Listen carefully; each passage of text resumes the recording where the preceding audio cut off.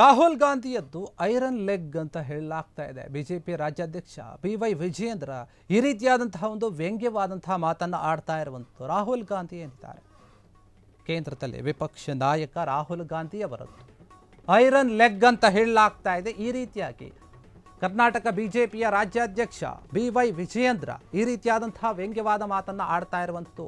ಬಿಹಾರದಲ್ಲಿ ಕಾಂಗ್ರೆಸ್ ಹೀನಾಯವಾದಂತಹ ಒಂದು ಸೋಲನ್ನು ಕಂಡಿದೆ, ಸೋತಿದೆ ಹೇಳ್ತಾ ಇದ್ದಾರೆ. ಇದುವರೆಗೆ ರಾಹುಲ್ ಗಾಂಧಿ 95 ಚುನಾವಣೆಗಳನ್ನು ಸೋತಿದ್ದಾರೆ. ರಾಹುಲ್ ಗಾಂಧಿಯದು ಐರನ್ ಲೆಗ್ ಅನ್ನೋದಕ್ಕೆ ಅಥವಾ ಅನ್ನೋದು ಮತ್ತೆ ಈಗ ಸಾಬೀತು ಆಗ್ತಾ ಇದೆ. ಅವರು ಎಲ್ಲಿ ಕಾಲಿಡ್ತಾರೋ ಅಲ್ಲಿ ಅವರ ಒಂದು ಪಕ್ಷ ಉದ್ಧಾರ ಆಗಲ್ಲ. ಇದಕ್ಕೆ ನಿನ್ನೆ ಬಂದಂತಹ ಬಿಹಾರದ ಫಲಿತಾಂಶವೇ ಸ್ಪಷ್ಟವಾದಂತಹ ಒಂದು ಉದಾಹರಣೆ. ರಾಹುಲ್ ಗಾಂಧಿ ದೇಶದಿಂದ ಮಾಯವಾಗಿದ್ದಾರೆ.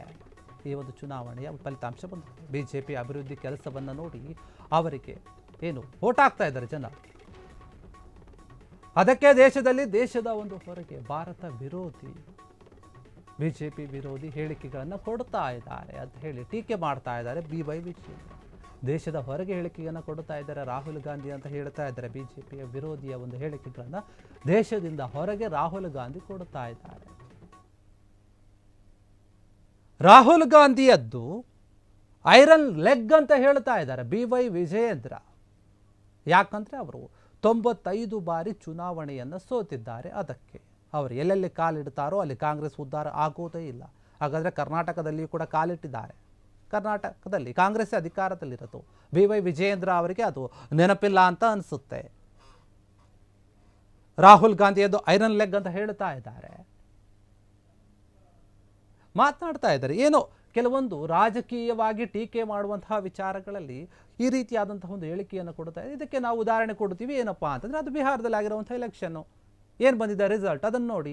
ಅಲ್ಲಿ ಯಾವ ರೀತಿಯಾಗಿ ಕಾಂಗ್ರೆಸ್ ಹೀನಾಯವಾಗಿ ಸೋತಿದೆ ಅದನ್ನು ನೋಡಿದ ಮೇಲೆ ನಾವು ಈ ರೀತಿಯಾಗಿ ಹೇಳ್ತಾ ಇದ್ದೀವಿ ಅಂತ ವಿಜಯೇಂದ್ರ ಹೇಳ್ತಾ ಇರುವಂಥದ್ದು. ಬಿಜೆಪಿ ಅಭಿವೃದ್ಧಿ ಕಡೆ ಗಮನ ಕೊಡ್ತಾ ಇದೆ, ಕೆಲಸ ಮಾಡ್ತಾ ಇದೆ. ಅದಕ್ಕೆ ಅಲ್ಲಿನ ಬಿಹಾರದ ಜನರು ಅಭಿವೃದ್ಧಿಯನ್ನು ನೋಡಿಬಿಟ್ಟೆ ನಮಗೆ ವೋಟ್ ಹಾಕಿದ್ದಾರೆ, NDAಯನ್ನು ಗೆಲ್ಲಿಸಿದ್ದಾರೆ. ಹೀಗಾಗಿ ಒಂದು ವೇಳೆ ಎಲ್ಲೋ ಒಂದು ಕಡೆ ನೋಡ್ತಾ ಇದ್ರೆ ರಾಹುಲ್ ಗಾಂಧಿಯದ್ದು ಐರನ್ ಲೆಗ್ ಅನಿಸುತ್ತೆ. ಹೀಗಾಗಿ ಅವ್ರು ಎಲ್ಲಿ ಹೋಗ್ತಾರೋ ಅಲ್ಲಿ ಕಾಂಗ್ರೆಸ್ ಉದ್ಧಾರ ಆಗಲ್ಲ, ಗೆಲ್ಲೋದಿಲ್ಲ. ಹೀಗಾಗಿ ಅವರು ಬೇರೆ ದೇಶಕ್ಕೆ ಹೋಗ್ತಾರೆ, ಹೋಗಿ ಅಲ್ಲಿ ಒಂದು BJP ವಿರುದ್ಧ ಹೇಳಿಕೆಗಳನ್ನು ಕೊಡುತ್ತಾರೆ. ಬಿಹಾರದಲ್ಲಿ ಸೋತಿದೆಯಲ್ಲ, ಅದು ತಡ್ಕೊಳ್ಳೋಕೆ ಅವರಿಗೆ ಆಗ್ತಾ ಇಲ್ಲ. ಅದು ಬರೀ ಸೋಲಲ್ಲ, ಮಾಮೂಲಿಯಾದ ಸೋಲಲ್ಲ, ಹೀನಾಯವಾದಂತಹ ಸೋಲು. ರಾಹುಲ್ ಗಾಂಧಿನೇ ಸ್ವತಃ 95 ಬಾರಿ ಸೋತಿದ್ದಾರೆ. ಹೀಗಾಗಿ ನಾವು ಅವರನ್ನು ಐರನ್ ಲೆಗ್ ಅಂತ ಕರಿತೀವಿ.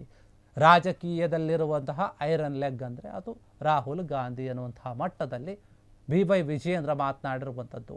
ಬಿಜೆಪಿಯ ರಾಜ್ಯಾಧ್ಯಕ್ಷ BY ವಿಜಯೇಂದ್ರ ಈ ರೀತಿಯಾಗಿ ರಾಹುಲ್ ಗಾಂಧಿ ಬಗ್ಗೆ ಮಾತನಾಡ್ತಾ ಇರುವಂಥದ್ದು, ವ್ಯಂಗ್ಯವಾದಂತಹ ಮಾತುಗಳನ್ನು ಆಡ್ತಾ ಇರುವಂಥದ್ದು. ಬಿಜೆಪಿ ಒಂದು ಅಭಿವೃದ್ಧಿ ಕೆಲಸಗಳನ್ನು ನೋಡಿ ಅವರಿಗೆ ಸಹಿಸೋಕೆ ಆಗ್ತಾ ಇಲ್ಲ.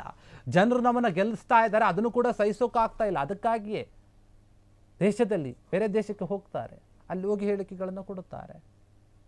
ಈ ರೀತಿಯಾದಂತಹ ಮಾತನ್ನು BY ವಿಜಯೇಂದ್ರ ಹೇಳ್ತಾ ಇದ್ದಾರೆ. ವ್ಯಂಗ್ಯವಾದಂತಹ ಮಾತುಗಳನ್ನು ಕೇಂದ್ರದಲ್ಲಿ ವಿಪಕ್ಷ ನಾಯಕ ಆಗಿರುವಂತಹ ರಾಹುಲ್ ಗಾಂಧಿಯ ಬಗ್ಗೆ ಮಾತನಾಡ್ತಾ ಇದ್ದಾರೆ. ರಾಜಕೀಯವಾಗಿ ಈ ಒಂದು ಬಿಹಾರದ ಒಂದು ಚುನಾವಣೆ ಆಗಿ ಫಲಿತಾಂಶ ಬಂದಾಗಲಿಂದ ಬಿಜೆಪಿ ನಾಯಕರ ಒಂದು ಹೇಳಿಕೆಗಳು ತುಂಬ ದೊಡ್ಡ ಮಟ್ಟದಲ್ಲಿ ಕೊಡ್ತಾ ಇದ್ದಾರೆ. ಅದಕ್ಕೆ ಕಾಂಗ್ರೆಸ್ನವರು ಕೂಡ ಕೆಲವೊಂದು ಹೇಳಿಕೆಗಳನ್ನು ಕೊಡ್ತಾ ಇದ್ದಾರೆ. ರಾಜಕೀಯವಾಗಿ ಏನೇ ಒಂದು ಆರೋಪ ಪ್ರತ್ಯಾರೋಪಗಳನ್ನು ಮಾಡಿದ್ರು ಕೂಡ ಸರಿ, ಆದರೆ ಫೈನಲ್ ಆಗಿ ನಾವು ಗಮನ ಕೊಡಬೇಕಾಗಿರುವಂಥದ್ದು, ರಾಜಕೀಯ ನಾಯಕರು ಮಾತನಾಡಬೇಕಾಗಿರುವಂಥದ್ದು ದೇಶದ ಜನತೆಯ ಒಂದು ಒಳಿತಿನ ಬಗ್ಗೆ, ಅಭಿವೃದ್ಧಿಯ ಕೆಲಸಗಳ ಬಗ್ಗೆ. ಆದರೆ ಟೀಕೆ ಅನ್ನುವಂಥದ್ದು ರಾಜಕೀಯ ವಲಯದಲ್ಲಿ ಜಾಸ್ತಿ ಆಗ್ತಾ ಇದೆ. ಬರೀ ಟೀಕೆಗೆ ಸೀಮಿತವಾಗಿ ಬಿಟ್ಟಿದೆ ಈ ಒಂದು ರಾಜಕೀಯ. ಕೇಂದ್ರದಲ್ಲಿ ಆದರೂ ಸರಿ, ರಾಜ್ಯದಲ್ಲಿ ಆದರೆ ಸರಿ. ಜನರ ಸಮಸ್ಯೆಗಳು ಸಾಕಷ್ಟಿವೆ.